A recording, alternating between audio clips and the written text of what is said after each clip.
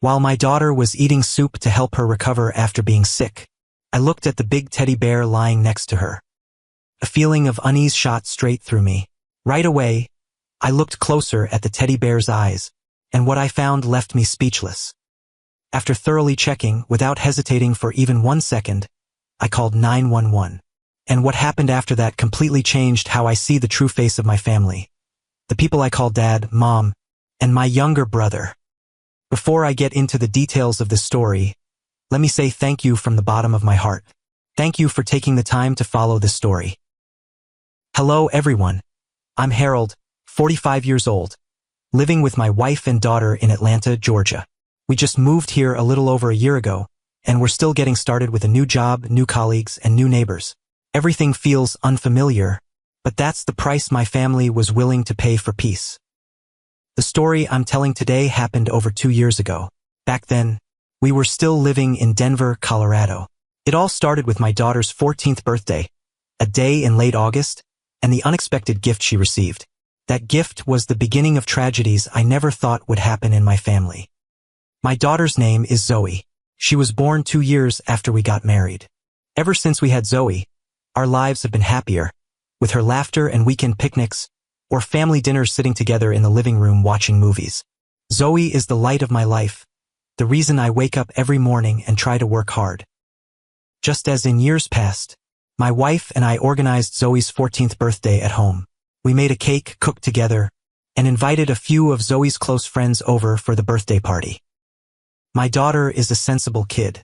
She knows our family isn't wealthy, so she never asks for big birthday parties or expensive gifts. She needs a simple party with Dad, Mom, and a few close friends. That's enough. This makes me feel both proud and heartbroken. Proud because she's well-behaved and understanding. Heartbroken because she has to grow up faster than other kids. There's one thing she's wished for many years, that her birthday would have Grandpa, Grandma, and Uncle Jerry there. Every birthday without them, Zoe's eyes would show a sadness she tried to hide. A few years ago, I invited them to Zoe's birthday parties several times, but they didn't come. One time, they were busy traveling with Jerry's family. Another time, they had something urgent, and sometimes they didn't even bother replying to my messages. So I stopped inviting them to the parties. Hearing this, you probably understand something about my extended family. My younger brother's name is Jerry, who is 4 years younger than I am. He works as a tech engineer and earns nearly $300,000 per year. Thanks to that massive amount of money, he can take my parents on trips or buy them expensive gifts every year. As for me, I'm just a regular accountant, earning about $50,000 a year after taxes, just enough to take care of my wife and daughter's lives. My parents aren't without assets either. They own nearly $4 million. This is money they inherited from my grandfather after he passed away in 2010. And to them, I'm like, I don't exist. Everything revolves around Jerry, and Jerry. Despite their absence, Zoe's 14th birthday party was enjoyable, thanks to the love from my wife and me and her friends. Our little house was filled with laughter and the glow of candles on the homemade cake. Zoe smiled brightly when she blew out the candles, and I knew she had wished for something really special. After the party, I posted a picture on my personal page with the caption, "Happy birthday to my beloved daughter. I hope the best things will come to you." The photo received many likes and comments from friends and colleagues. At that time, I had no idea that picture was the beginning of the tragedy that would come to my daughter. I didn't know that someone was watching, planning, waiting for the opportunity to do something bad to my daughter. 2 days after the birthday party was the weekend, and my family welcomed some unexpected guests. It was my parents and Jerry's family. They came at 7 in the evening. When I opened the door, I stood frozen for a few seconds. I was so surprised to see them show up with a big cake and a tremendous gift. It was a teddy bear almost the size of an adult, with soft brown fur and shiny black eyes. Seeing them then, I understood their intention for coming to my house, and I felt happy about their appearance. My heart felt warmed after so many cold years. My parents brought the cake. The big teddy bear was a gift from my younger brother, Jerry. He told Zoe he had chosen this bear as a special gift for my daughter and wanted to make up for all the years he'd missed. In the living room, they admitted that for many years they had treated me, Zoe, and my wife, Serena, Wrong. Jerry was the one who spoke first. He looked at me with seemingly sincere eyes and said, "Harold, I'm sorry. I saw the photo you posted of Zoe's birthday. Looking at that picture, I realized our family has been too indifferent toward you, Serena, and Zoe for too long. I've been too busy with work and forgot about family bonds. I want to change, want to make up for all those years that have passed." Hearing those words from Jerry's mouth, my throat choked up. All those years of being looked down on, ignored, compared, everything seemed to vanish in that moment. I believed that finally they could see me, see my little family. And of course, my parents also changed their attitude when they heard Jerry speak, because they always sided with Jerry. As long as Jerry changed, they changed too. Mom hugged Zoe and said she had missed my daughter so much. Dad patted my shoulder and nodded as a way of admitting his mistakes without putting it into words. Zoe was so happy she couldn't speak. She hugged the teddy bear tight, her eyes bright as if she'd been given the whole world. For the first time in 14 years, she got to celebrate her birthday with Grandpa, Grandma, and her uncle. After that day's party, Zoe was honest with them about her feelings. She looked at Grandpa, Grandma, and Uncle with hopeful eyes and said, "I hope next year Grandpa, Grandma, and Uncle will show up at the party so I can show off to my friends." They agreed right away. Mom promised to come early to help with the preparations. Dad said he'd buy Zoe a really special gift. Jerry promised to bring his whole family so the cousins could play together. Seeing the joy in my daughter's eyes and the remarkable change in my family, I stood by the window, holding my wife's hand, and smiled with complete happiness. Serena squeezed my hand tight, and I knew she was moved too. After so many years of waiting, finally my family was truly reunited. At that time, I believed they had truly changed. I had no idea that it was my brother's dirty scheme. I didn't know that every one of his smiles was fake. Every one of his promises was a lie. And the birthday photo I posted on social media with all the pride of a father was exactly what allowed him to get close to my daughter. After their visit, and the late birthday celebration, the next 3 months passed peacefully. Zoe placed the teddy bear right on her bed, and every night she'd hug it as she fell asleep. She told me it was the most meaningful gift she'd ever received, because it represented the love from Grandpa, Grandma, and Uncle. But then, a minor incident occurred in my family. And thanks to that incident, I was able to expose my brother's scheme. When I discovered the truth, Zoe suddenly became seriously ill due to the weather change. Cold fronts moving in made Zoe unable to cope, and she had to be hospitalized for treatment. Some days she had a high fever, coughed a lot, and was so exhausted she didn't have the strength to talk. During those days, my parents and Jerry's family came to the hospital to visit my daughter. Their concern moved me. Jerry even brought flowers and fruit, sitting by Zoe's hospital bed for hours. I watched that scene with a warm heart, thinking I was right to wait all those years patiently. After a week of treatment at the hospital, she was allowed to come home. My wife and I took turns caring for Zoe throughout those days. I asked to work from home so I could conveniently take care of her. And it was those times caring for her that helped me expose a disgusting truth. That day, around 11 in the morning, I brought soup up to Zoe's room. While my daughter was eating the soup, I sat down next to the bed and looked around her room. My eyes accidentally stopped at the big teddy bear lying next to her, the gift Jerry had given her before. A feeling of unease shot straight through me. I didn't understand why, but something wasn't right. Right away, I stood up and moved closer to the teddy bear, looking at it more carefully. I kept staring at the teddy bear, especially its shiny black eyes. There was something strange about those eyes. They didn't look like the eyes of a normal stuffed animal. They were brighter, deeper, as if something were hidden inside. I bent down, bringing my face close to the bear's eyes, and in that moment, my heart seemed to stop beating. Inside the bear's left eye, hidden behind the black plastic layer, was something tiny but clear, a lens. I immediately recognized it as a camera lens. And I right away thought of those cases the media had written about, hidden spy cameras. With trembling hands, I gently pressed around the bear's head area. Inside, there was something hard, not stuffing. I felt down to the stomach area and sensed a small, flat object, like an electronic device. What I discovered left me speechless. At that moment, I immediately thought of Jerry and what he had done to my daughter. After checking thoroughly, Without hesitating for another second, I left my daughter's room with the excuse of getting more water. I tried to stay calm. Walking quickly to my office, I closed the door and got my phone. I called 911 right away. In my head at that moment, I wanted to put Jerry in the hospital with an ambulance. But I knew if I didn't have evidence, I would lose, so I called 911. My voice was shaking when I told the operator, my daughter was given a teddy bear as a gift. I found that the bear has a camera inside it. I suspect my daughter is being watched. Please send someone to help me. The operator immediately asked me several questions to confirm the address and situation. After that, she said police would arrive in about 30 minutes. After the call with the operator, I went back to my daughter's room. By then, Zoe had finished eating and was sleeping again because her body was still weak. After a few seconds of hesitation, I gently turned the teddy bear's face toward the wall. The father's instinct in me wanted to throw it away or burn it to ashes, but I knew it was substantial evidence. I couldn't let emotions control my actions. Throughout the time I waited for the police to arrive, I hoped I was wrong. I hoped it was just a mistake, that the teddy bear was just a normal toy with a special design.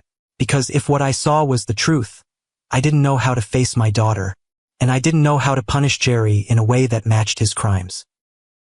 30 minutes later, the police knocked on my door. 2 men in uniform, serious faces but gentle voices. I quickly invited them into the house, then carefully brought the teddy bear from my daughter's room down for them to examine. Using specialized equipment, the police quickly discovered that inside the bear Jerry gave my daughter's eyes was a hidden camera, a modern model that could record both video and audio.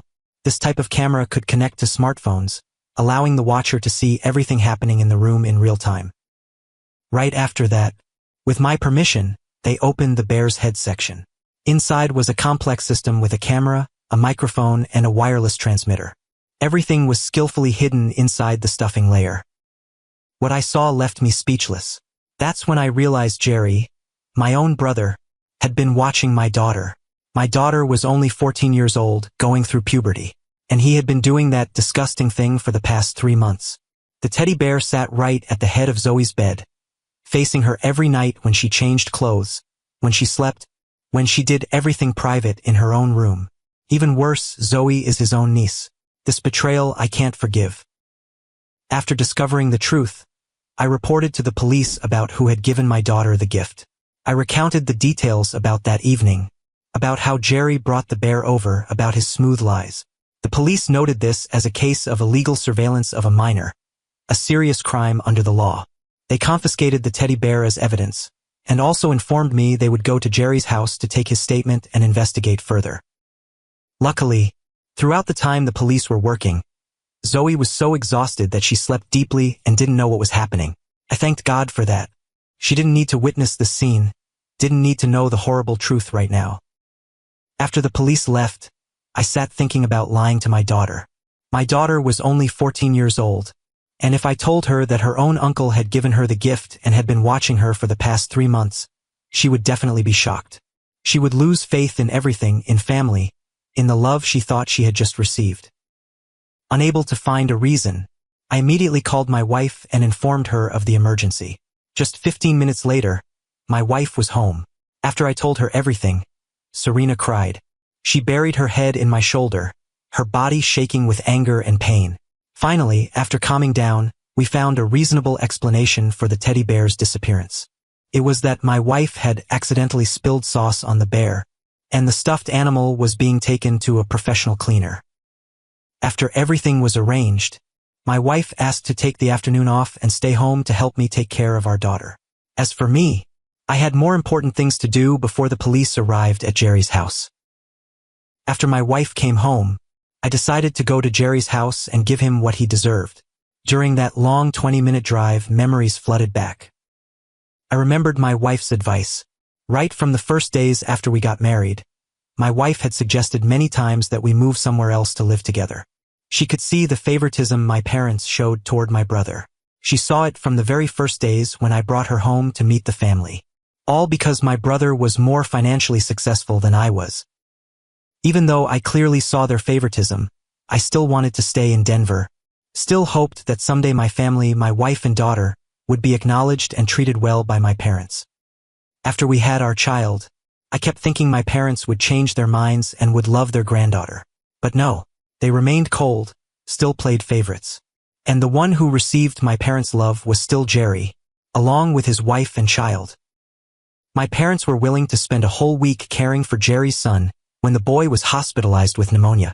They were willing to spend thousands of dollars on expensive gifts for Jerry's son every birthday. And my daughter? Nothing at all. Not even one gift. What about Jerry, my brother? Did he treat my family well? The answer is no. He saw favoritism and took it for granted that his family deserved it because he was more successful than I was. In Jerry's eyes, success is measured by money, and because he made more money, he deserved to be loved more.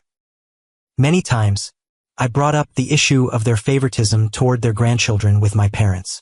Each time like that, Mom would usually look at me with tired eyes and say, "You're the older brother, you have to know how to sacrifice. You have to know how to give way to your younger brother." And Dad would usually laugh sarcastically and then say straight to my face, "If you want fairness, contribute fairly. Every year, Jerry gives us $20,000. As for you, you don't contribute anything at all." Those words were like knife cuts to my heart. It's not that I didn't want to contribute. I didn't have the ability.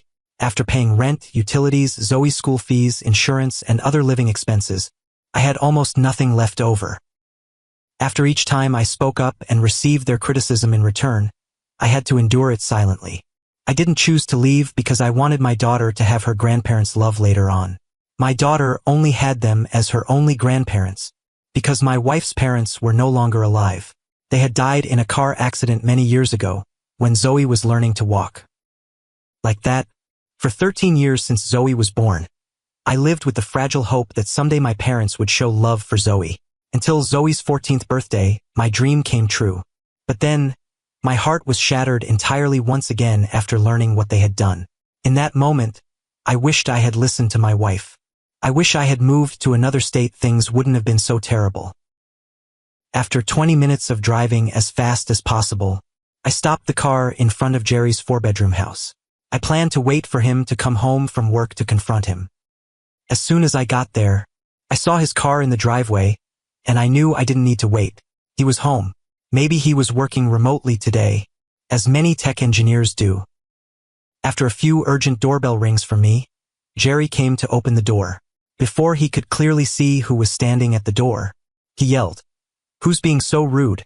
Ringing the bell so loudly?" As soon as he finished speaking, my fist found his face. The punch contained all the rage of a father protecting his child. After that punch, he staggered and fell backward. With the advantage of being taller and bigger than him, I quickly rushed in. And like that, my anger was unleashed on his face. He tried his best to put up his hands to defend himself, but it was useless. Each of my punches carried the weight of pain and betrayal. While blocking the blows, he screamed at me, "Harold, you're crazy. Let me go." Even though he screamed until his voice was hoarse, I still didn't stop. My anger had reached its peak. I couldn't think of anything else except punishing the person who dared to have bad intentions toward my daughter. I only stopped when several neighbors near his house ran over to break it up after his wife called for help, and someone had called the police. They pulled me off Jerry and held me tight. At that moment, if it weren't for them, Jerry would have had to be hospitalized for at least 3 months. I didn't run away. I took responsibility for my actions. I knew hitting someone was wrong, but I believed anyone in my situation would have acted the same way.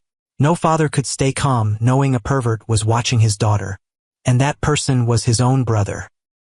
After being stopped, Jerry yelled to everyone around, "He's crazy. Call the police and arrest him." At this point, I also yelled, "You've been watching my daughter. You put a camera in the bear you gave my daughter. My daughter is only 14 years old. You're her uncle. Why are you watching her? You pervert." When I said this, the people there were shocked.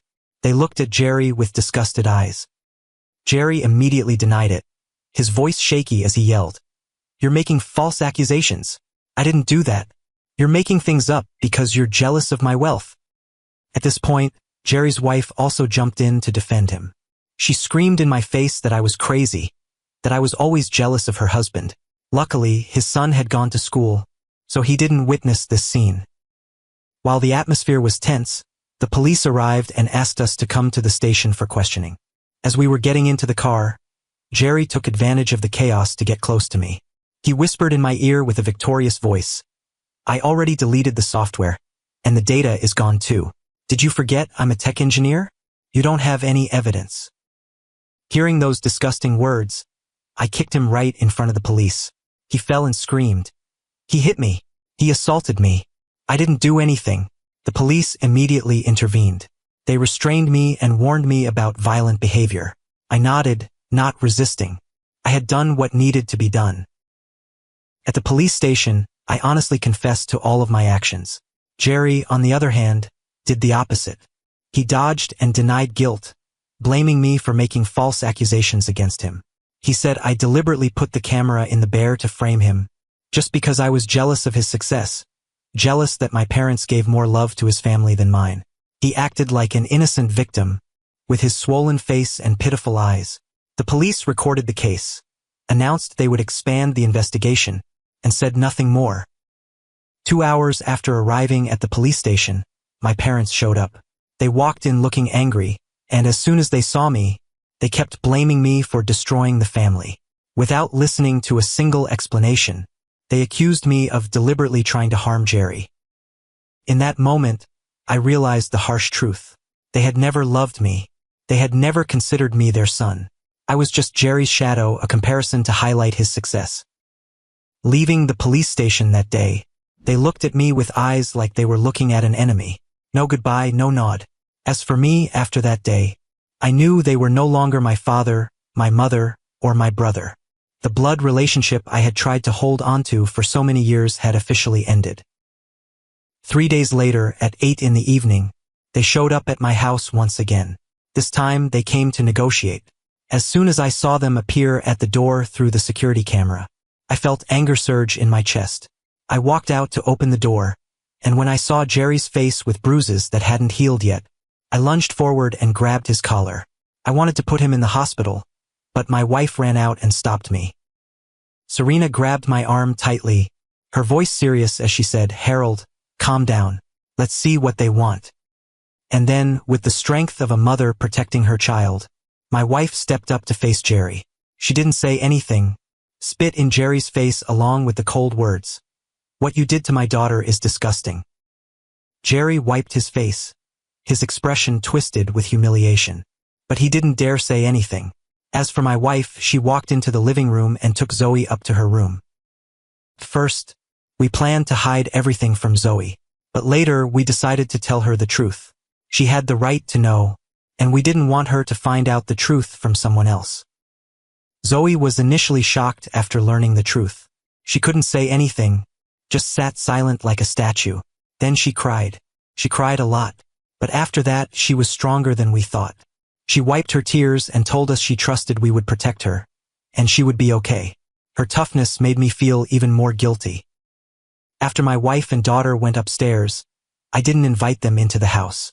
I just stood blocking the door.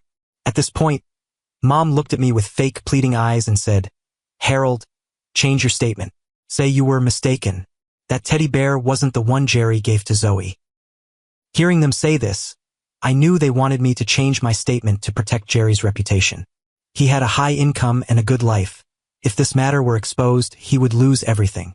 His career would be destroyed, and my parents would be very ashamed of him. After knowing their intention, I tried to stay calm and asked them back. "So, who would be the person who gave the teddy bear to Zoe?" Without hesitating for a second, Jerry stepped forward and answered immediately, "I've already prepared someone to take the blame. You need to do what I say. I'll pay that person, and everything will be smooth."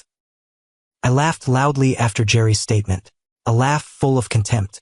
He thought money could buy everything, including my silence and my daughter's honor.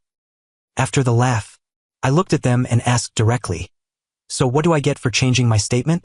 At this point, Mom stepped forward and said to me, "You and your family will have $500,000. That's money you might not make in a lifetime." As soon as Mom finished speaking, I immediately replied in a cold voice, "Too little. That money isn't enough to buy my silence." Dad was getting angry now. He stepped closer to me, his voice stern as he asked, "How much do you want?" After a few seconds of hesitation, I replied, "At least $2 million. Hearing that number, their faces grew irritated. Jerry gritted his teeth. Mom sighed. Dad shook his head. They looked at each other, then pulled each other to a corner to discuss something. I stood still, watching them. After almost a minute, they came back. At this point, Jerry said to me reluctantly, "Fine, $2 million. I agree. The money will be transferred to your account, starting with $500,000. After everything's done, I'll transfer the rest." I nodded after his statement and replied, "Deal." After reaching the agreement, they quickly left. Before getting in the car, Jerry even turned back to look at me with arrogant eyes, as if he had just won a negotiation. As for me, I faced my wife's anger. Right after they got in the car and drove away, Serena appeared right behind me. Without saying a word, she slapped me. The slap contained the pain of betrayal. She screamed in my face, "Harold, are you selling our daughter for $2 million? I'm disappointed in you." My daughter also looked at me with red eyes. Her voice choked as she yelled in my face, "I hate you, Dad." My wife's slap at that moment was really painful, but I understood her. If I were in her position, I would have reacted the same way. At this point, I grabbed my wife's hand and pointed to the security camera on my porch. That camera was recording everything, including the negotiation that had just happened. My wife then realized my intention. She understood that I had no intention of changing my statement, and I was acting to get more evidence against them. Serena quickly hugged me and whispered an apology for the slap. My daughter also ran to hug me, her tears soaking my shirt. The three of us stood hugging each other on the porch that day. In that moment, I knew I had enough evidence to bring Jerry to justice. 3 days later, $500,000 was transferred to my account. Jerry must have thought he had bought my silence. He thought money could solve everything. But no deal was made.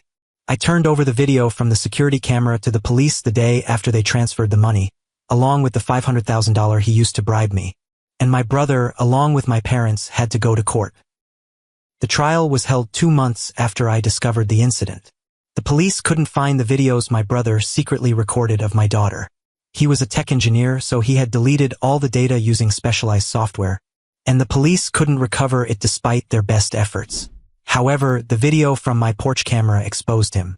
The evidence was too clear, and he had to bow his head and plead guilty. The judge, a 60-year-old woman with gray hair and sharp eyes, announced the sentence. Jerry faced 8 years in prison for illegally surveilling a minor and attempting to cover up the crime.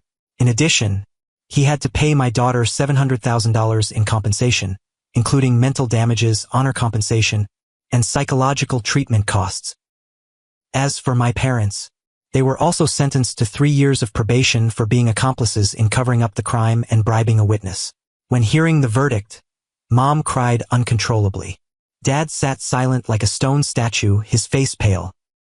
I was sentenced to 200 hours of community service, a $3,000 fine for hitting Jerry, and 6 months of probation. Additionally, I had to take anger management classes. I accepted the sentence without appeal. Leaving the courtroom that day, I walked past Jerry and my parents. In my heart was satisfaction. Justice had been served. My daughter had been protected.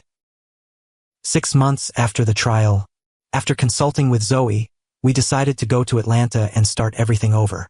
We sold all the assets we had in Denver. The little house we had lived in for 15 years, the old car, and all the unnecessary belongings. The money from selling the house was enough for us to buy a new home in Atlanta and start fresh. More than a year has passed. Zoe is now 16 and has become a beautiful, confident young woman. She has overcome that trauma thanks to the support from psychologists and the love of my wife and me.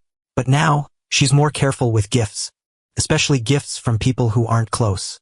She's learned to protect herself and recognize dangerous signs. My wife and I are happy that our daughter has overcome that shock. Every time I see her smile, every time I hear her talk about new friends at school, my heart warms up. We made the right decision when we left Denver. And at times like that, I wish I had listened to my wife and moved somewhere else sooner. Through this story, I have a few pieces of advice for you. First, be careful with gifts when your child is going through puberty and has little life experience. Check everything, even gifts from relatives. Second, trust your instincts. If something doesn't feel right, please look it over. Third, violence isn't the way to solve problems. Don't be like me. Call 911 and ask the police to intervene. And finally, for the men out there, don't let petty physical desires make you do things against the law and morals. The price you'll pay will be costly. Over the past year, even though we've moved to Atlanta, I still keep in touch with Aunt Linda, my mom's younger sister. Through calls with Aunt Linda, I've learned some information about the people I left behind in Denver. Jerry has gone to prison, and his wife decided to divorce him. She took their son and left Denver, leaving no address. The media widely covered the incident, and Jerry's career completely collapsed. Jerry's name became a symbol of disgust in the community. Through Aunt Linda, I learned that during one of her prison visits to Jerry, he no longer looked like he used to. His fellow inmates take care of him very specially after learning about his crime. In prison, child abusers are always treated differently. Jerry once had to spend 2 weeks in the hospital for treatment after being beaten in his sensitive areas. As for my parents, they're not okay. A week ago, I got news that Mom only has a few months left to live. Aunt Linda said Mom has deteriorated after one son went to prison and the other left. The stress and grief have probably weakened her body. In these final months, she only has one wish. That's to see me, my wife, and my daughter. After that call, I still haven't told Zoe this information. What do you think? Should I let my daughter know? And if she wants to see Grandma one last time, should I take her back to Denver?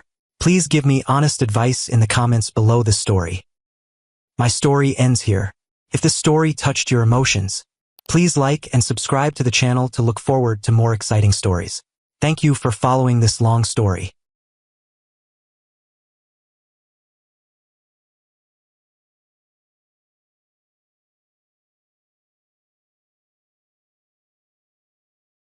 At Dad's 65th birthday party, right when I was about to touch my wine glass, my 9-year-old daughter quickly stopped me. Right after that, Haley leaned close to my ear and whispered, "Dad, don't drink that wine." A bit confused by what my daughter said, I asked back, also whispering, "Why? I'm just having a little, not drinking much." At this point, Haley leaned even closer to my ear and whispered what she'd overheard about the plot by people who wanted to hurt me. After hearing everything Haley told me, I came up with a detailed plan to make the very people trying to harm me fall into their own trap. Their own stick would beat their own backs. Before I get into the details of the story, thank you for choosing to listen to my story today. Hello everyone. I'm Gordon, 40, living in San Francisco. The story I'm telling today happened 2 years ago, and even now I still can't forget what went down. Around 4 in the afternoon, I took my little family back to my parents' house for my dad's 65th birthday party. It was a momentous occasion for my dad. 2 weeks before his birthday, he'd called demanding that my whole family come to the party. Initially, I had no intention of going to the party. The relationship between my family and me at that time wasn't excellent. 3 months before, we'd had a huge fight, and for those entire 3 months, we hadn't contacted each other at all. Not one phone call, not one text, not one check-in. That silence was heavier than any words of blame. The night I got the call from Dad, after hearing me tell her about the invitation, my wife gently took my hand and said, "I think you should go to the party. Maybe it's a chance to make things right. If we don't go, your mom and dad will have reasons to pick fights with us, and I don't want you and your family to have conflicts." Hearing my wife's advice, I nodded and agreed to go to the birthday party. At the time, I thought Patricia was right. Maybe this was a chance for things to get back to normal. Perhaps enough time had passed for everyone to cool down. Right after learning that our whole family would be going to my dad's birthday party, Haley, my 9-year-old daughter, was extremely excited. She quickly ran to her room and started making a birthday gift for her grandpa. It was a card she cut and pasted herself, decorated with glittering stars and red hearts. Inside were sweet wishes written in wobbly but heartfelt kid handwriting. On the day of the party, during the over 1-hour drive to my parents' house, Haley clutched that card tight and looked out the window. Now and then, she'd look down to check if the card got wrinkled, then look back up with a satisfied smile. Meanwhile, Patricia sat in the passenger seat, constantly complaining about the heavy traffic. She kept checking her watch, worried about us being late. I kept thinking that the year's party would be fine. I thought no matter what happened, at least my parents would be happy on Dad's birthday. I had no idea I was about to become a victim of the very people who shared my blood. Around 5:30, we arrived at my parents' house. Because of traffic, we were almost an hour late. That made my mom and dad very unhappy. Right when I stepped onto the porch, my parents appeared at the door. My dad stood with arms crossed, cold eyes looking me up and down. He spoke with reproach, "You're late." I quickly replied, "Sorry, Dad. Traffic." My mom then cut in with an annoyed voice, "You should have known to leave earlier. Wayne's family got here at 4 o'clock. Wayne is my younger brother." Hearing Mom mention him, I felt some irritation rise inside me. It was always like this. Always Wayne is being brought up for comparison. Always me being the one criticized. He and I had serious conflicts before this. When the air was still tense, my daughter immediately came to the rescue. Haley stepped forward, handed my dad the card with her brightest smile, and said in her clear voice, "Happy birthday, Grandpa. I have a gift for you." My dad reached out to take the card and opened it. His eyes softened a bit as he saw the innocent drawings and sincere wishes from his granddaughter. He patted Haley's head and replied, "Thank you, sweetheart." My parents' attitude then made me a bit suspicious. Before, whenever they saw Haley, they would immediately hug her and kiss her cheek. They would compliment how pretty she was, ask how school was going, and if she missed them. But at that party there was just a casual pat on the head.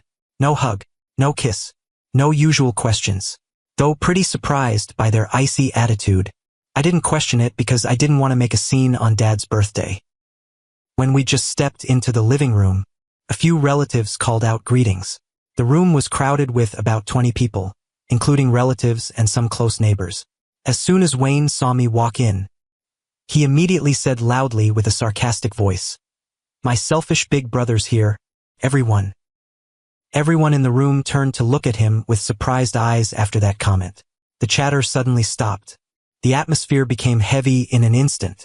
Uncle Robert, my dad's younger brother, asked him curiously, "Selfish how? Is there something going on that I don't know about?" Wayne opened his mouth to say something, but when his eyes met my cold stare, he quickly stopped. I looked straight into his eyes, didn't say a word, but my look said everything. He swallowed and replied, "Nothing, I was just joking." After learning it was a joke, everyone continued their interrupted conversation. The chatter gradually returned, but I knew it wasn't a joke. Wayne's eyes when he said that contained absolute hatred. He wanted to humiliate me in front of everyone. He wanted everyone to know that, in his eyes, I was selfish. Ignoring his mocking comment, I took my wife and daughter's hands, found an empty spot in the corner of the room, and sat down. Patricia squeezed my hand tight like she wanted to reassure me. She leaned close to my ear and whispered, "Don't let it get to you. Don't let him ruin our evening." I nodded, but in my heart, I still couldn't shake the uncomfortable feeling. Something wasn't right. Something was being hidden. I could sense it through the way my parents looked at me, through the victorious smile that flashed across Wayne's lips, through the strange atmosphere that filled the room whenever I moved. Around 6:15, when all the guests had arrived, my dad's birthday party officially began.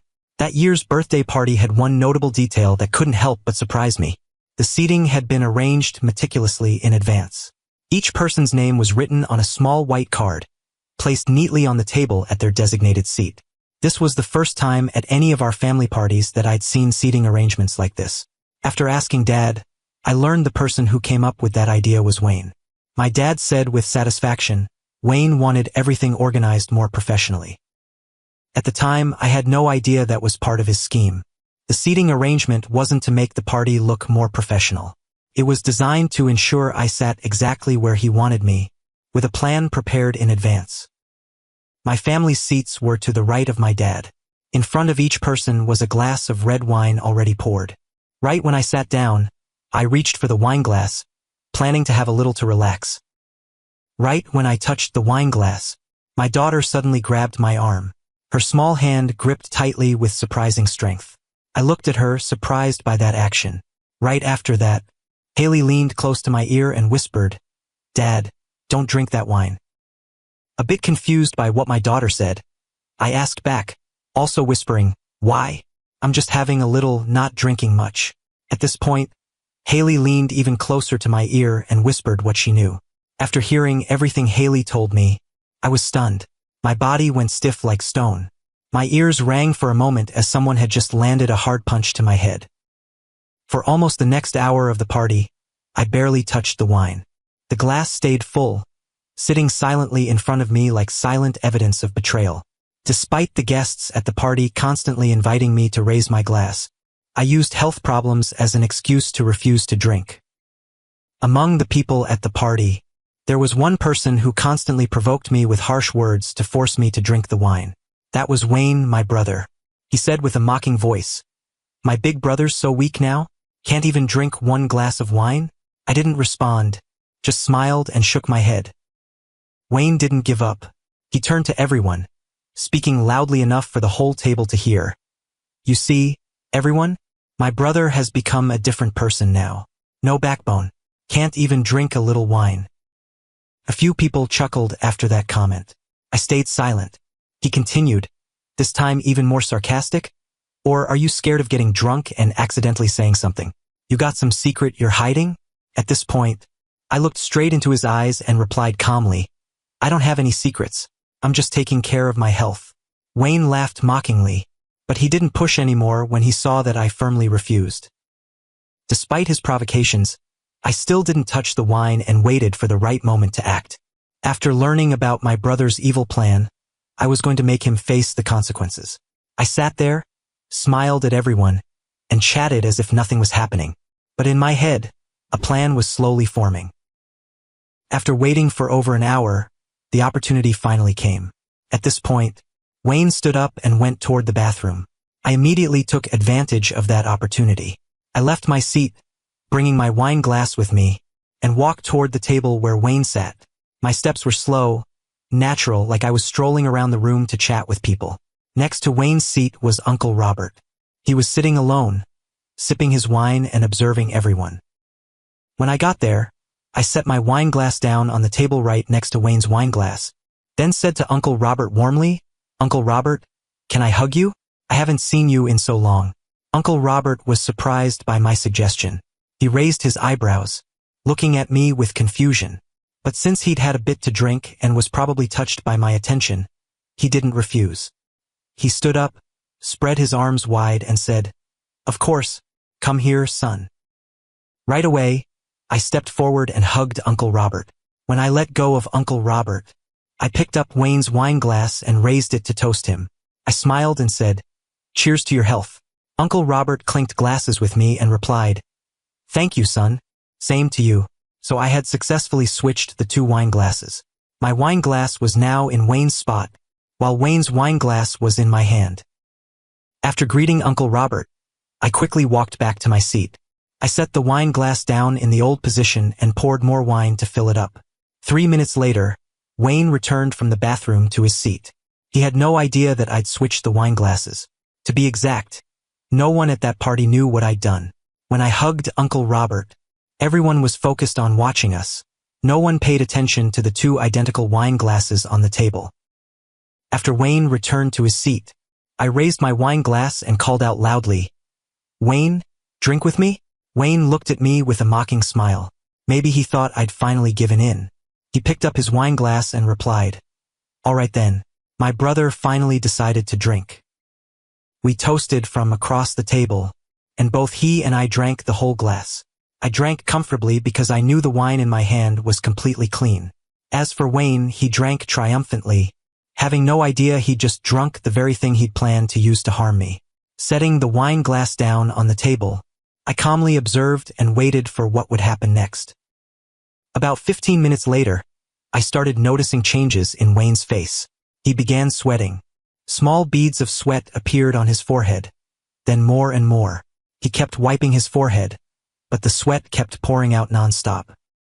Next, he started grimacing. I could see he was trying to hold back something. His stomach gurgled, and people sitting nearby could hear. His wife, Melissa, turned to ask worriedly, "Are you okay?" Wayne forced a smile and replied, "I'm fine. Probably just ate too much. But just a few minutes later, he couldn't hold back anymore. He shot up, both hands holding his stomach, and rushed toward the bathroom at unprecedented speed. The sound of the bathroom door slamming shut echoed. 10 minutes later, he came out with a pale face. He'd barely sat down for 3 minutes when he had to get up and run to the bathroom again. This time, people started paying attention. My dad asked loudly with concern, "Wayne, are you okay?" From inside the bathroom, Wayne's voice came out weakly. "I'm fine, Dad, I'm fine." But clearly, he wasn't fine at all. He kept running back and forth between the dinner table and the bathroom. Each time he came out, his face was greener, he was sweating more, and his steps were more unsteady. By the 5th time, right when Wayne stood up and was about to rush toward the bathroom, I also stood up. I moved faster than him and blocked him right in front of him. I smiled and said in a friendly voice, "Wayne, let me hug you. It's been so long since we brothers were close like the old days." Wayne looked at me with angry and panicked eyes. He gritted through his teeth. "Get out of the way, I need to get to the toilet." But I didn't move. I stepped forward and hugged him tight. Wayne tried to push me away, but his body had weakened considerably by now. And while hugging, I did something I used to do to him when we were kids. I tickled him. Back in the day, whenever I tickled Wayne, he would laugh uncontrollably and beg me to stop. But this time, his reaction was completely different. When my fingers touched his side, Wayne's body convulsed. He tried to hold back but couldn't. And then, a sound came out. It was a sound no one wants to hear at a crowded party. That sound was accompanied by an unpleasant smell that began spreading. Wayne's face went from pale to bright red with shame. He stood frozen for a few seconds, unable to believe what had just happened. People around started realizing something wasn't right. A few people covered their noses. A few others turned their faces away. Wayne's wife screamed in horror. "Wayne!" Wayne couldn't say a word. He pushed me away and ran toward the bathroom, but this time his steps were clumsy and pitiful. He walked like someone who'd just lost a battle. Luckily, my dad's clothes fit Wayne. He'd lent him a temporary outfit to change into. He had to spend almost 20 minutes in the bathroom cleaning himself up and changing clothes. After 5 trips to the bathroom, Wayne looked haggard, like someone who'd just been through a serious illness. His face was gaunt, his eyes sunken deep, and his body was trembling.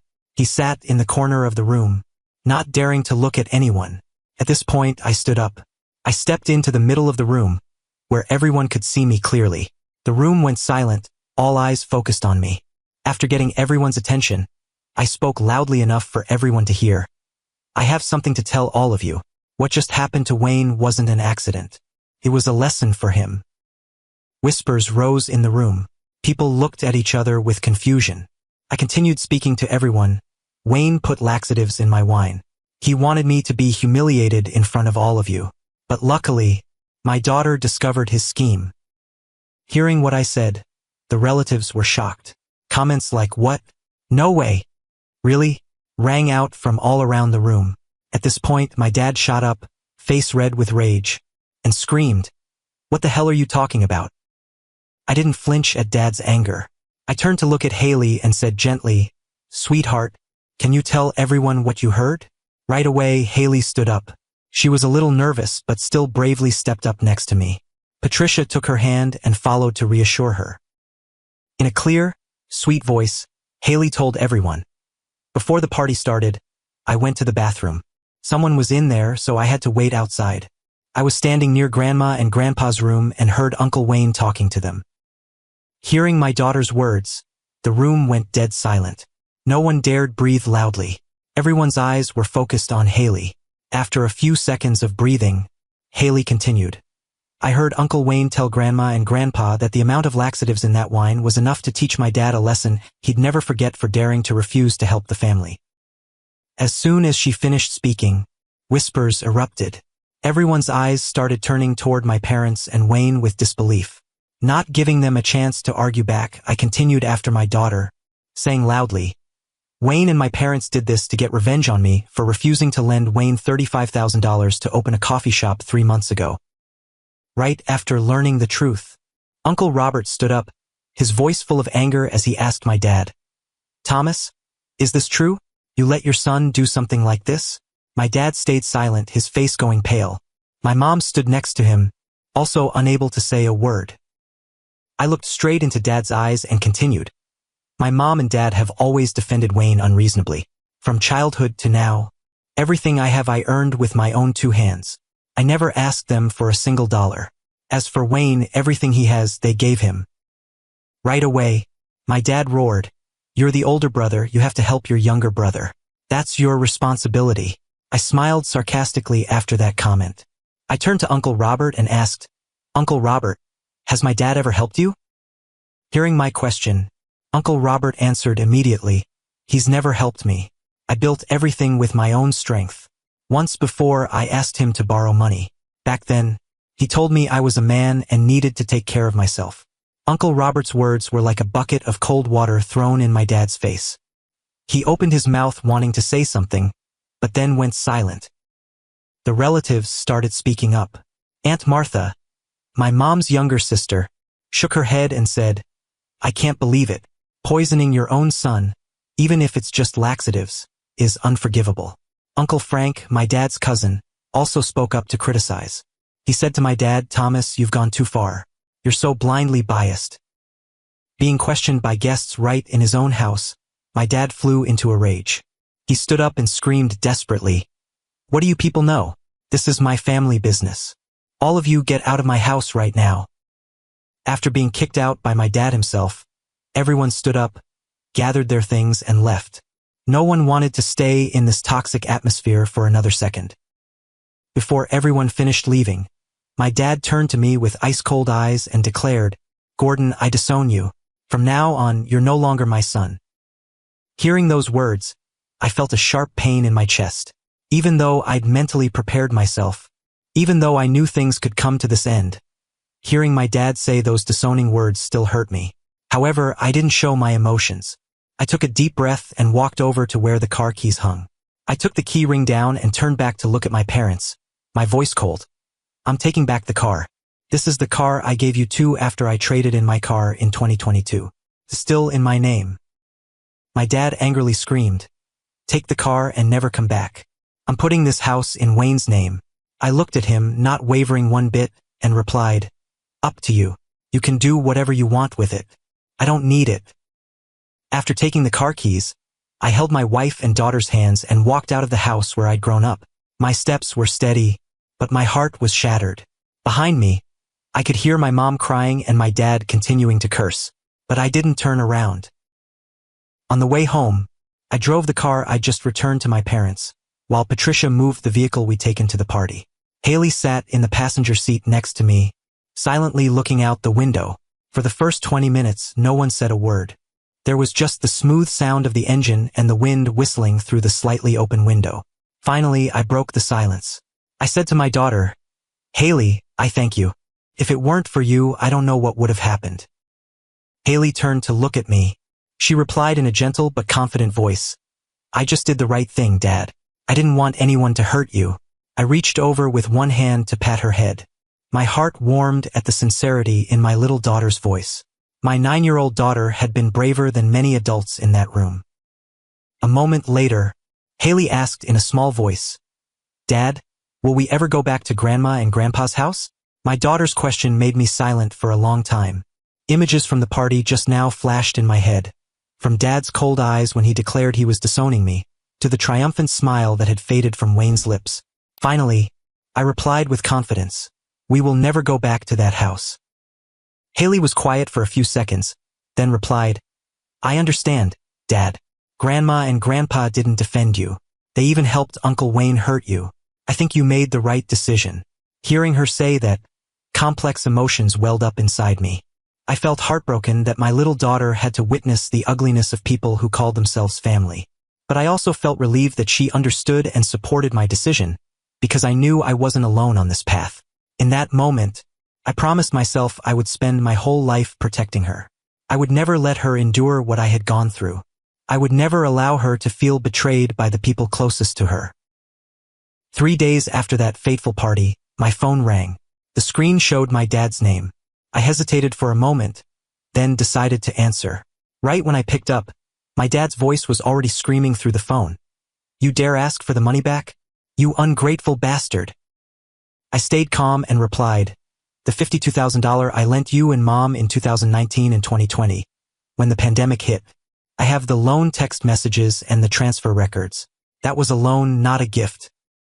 My dad continued cursing. He said I was ungrateful, the worst son in the world, the shame of the family.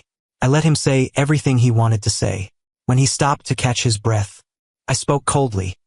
"I'm also canceling the $800 monthly support I've been sending regularly every month since 2021. The other end of the line went silent. I could imagine my dad's shocked face. I continued speaking to Dad clearly. "I sent money because I knew you and Mom were really struggling. I sent money because I'm a person with a conscience. But now, after everything that's happened, I've decided to cut it all off. No support money. No car. No relationship." My dad screamed, "You'll regret this." I replied, "I don't think so." Then I hung up. After that, I blocked his number and blocked my mom's number too. Exactly 15 days after that phone call, $52,000 was transferred into my account. No, thank you. Just a cold, emotionless bank transfer, like it was a payment to a stranger. I looked at the balance in my account and felt empty. The money had been returned, but what was lost could never be recovered. The following 2 years passed peacefully. My family life was stable and happy.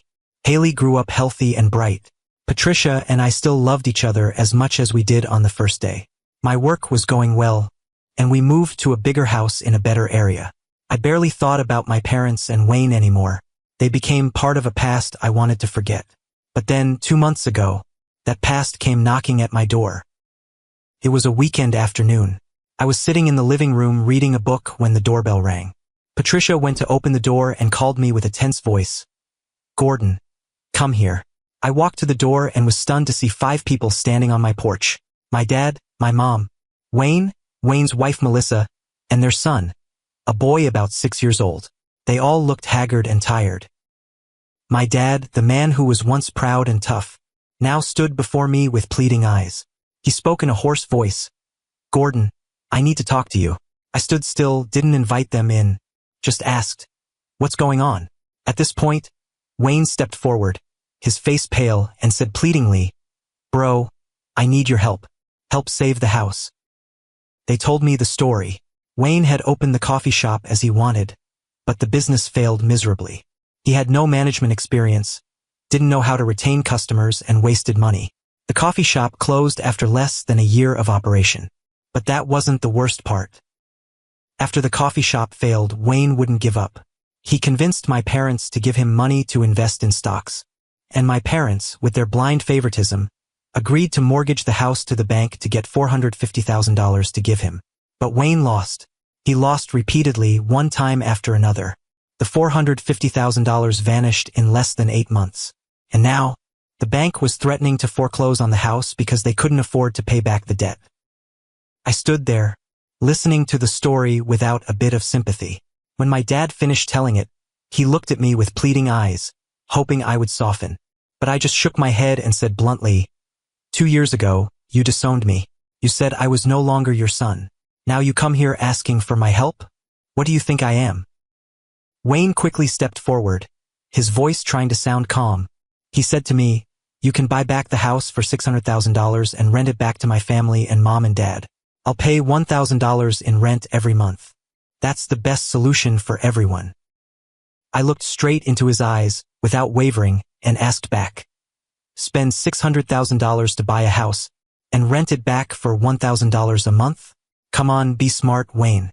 Nobody's stupid enough to invest like that." Wayne's face turned bright red with anger. He screamed, "How much money do you have that you're so stingy? If you can't help your family, at least don't mock us." Right away, I replied decisively, "Get out of my house. All of you.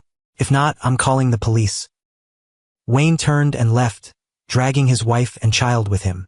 Melissa glanced at me with hateful eyes before walking through the door. My parents stood there for a few more seconds, their mouths moving as if they wanted to say something, but in the end, they couldn't get any words out. They quietly turned around and left, their steps heavy like they were carrying a mountain of disappointment and regret. I stood at the door, watching until their figures completely disappeared around the bend at the end of the street. Then I closed the door and felt like part of my heart closed with it. And just 2 weeks later, I saw them list the house for sale on a real estate website. But I didn't do anything. That wasn't my problem anymore. 3 days ago, my parents showed up at my house again. This time, only the two of them came, no Wayne, no Melissa, no Wayne's kids. When I opened the door, I barely recognized them. My dad had aged tremendously compared to 2 months ago. His hair was white, and his eyes were sunken deep. My mom wasn't any better. She was thinner, wrinkled, and looked like she'd been crying a lot. My dad spoke with a trembling voice. "Gordon, we came to ask you for a place to stay." I stood still, not saying anything. My mom cried and said to me, "After selling the house and paying off all the bank debt, we only have $20,000 left. That money isn't enough to rent long-term. We don't know where to go. The pension is too little, too." Right after Mom finished talking, my dad hung his head, his voice choked up. "I know I was wrong. I was too biased toward Wayne. I let him hurt you. I'm sorry. I'm truly sorry." I looked at these two people, the ones who gave birth to me, raised me, but also the ones who betrayed me so cruelly. My heart was torn between anger and blood ties. Finally, I said to them, "I need time to think. Please leave." They quietly left, their steps heavy like they were carrying the whole world on their shoulders. That evening, I told my wife and daughter what happened. After dinner, Haley came to sit next to me on the sofa. She was 11 now, looking at me with thoughtful eyes. She spoke softly. "Dad, I know Grandma and Grandpa did something bad to you, but I think you should help them." I looked at her, surprised. "Why do you think that?" Haley thought for a moment, then replied, "Because they're old, Dad. And even though they did wrong, they're still my grandparents, still your parents. I don't want them living on the streets." After saying that, my daughter paused for a few seconds, deep in thought. Then she continued, "But I also don't want them living in the house with us. I have an idea. We could convert the garage and let them live there. That way they'd have a place to stay, but there'd still be distance from our family." I stayed silent, thinking about my daughter's suggestion. Converting the garage into a small living space wasn't a bad idea. It would give my parents shelter but still maintain the necessary boundaries. At this point, Patricia sat down next to me and said, "I think Haley's right. After all, they are your parents. But the final decision is yours. I'll support whatever decision you make." I looked at my wife, looked at my daughter, then looked out the window. Outside, it had gotten dark, and stars were starting to appear in the sky. I thought about everything that had happened over the past 2 years. The betrayal, the pain, the anger, but also the love I'd once had for my parents, the beautiful childhood memories, and the values of being a good son I was taught. And that's why I'm here, telling you this story. Through this story, I want to ask you, should I listen to my daughter and give my parents a place in the garage? Or should I refuse and let them face the consequences of the wrong decisions? Please leave your thoughts in the comments. I really want to hear your advice. Before ending this story, I want to share a few pieces of advice. First, never play favorites with your children. If you're a parent, love all your children equally.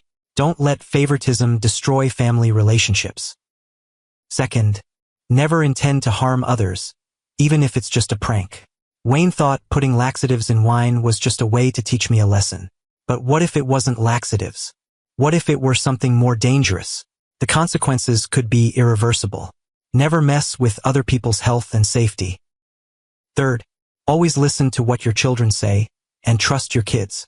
Children often observe and listen more than we think. Respect and trust what your child tells you. Fourth, money can test people's character. Money doesn't change people.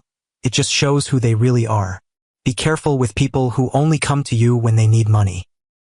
And finally, forgiveness doesn't mean forgetting, but holding on to anger forever won't make you happier either. I'm still struggling with this question every day. I don't know if I can truly forgive my parents, but I know that carrying anger in my heart only makes me more tired. Maybe giving them a place to stay isn't forgiveness, but just giving myself a chance to let go. Thank you for listening to my story. If this story touched your emotions, don't forget to subscribe to support us and hit the notification bell so you don't miss our latest stories. See you in the following stories.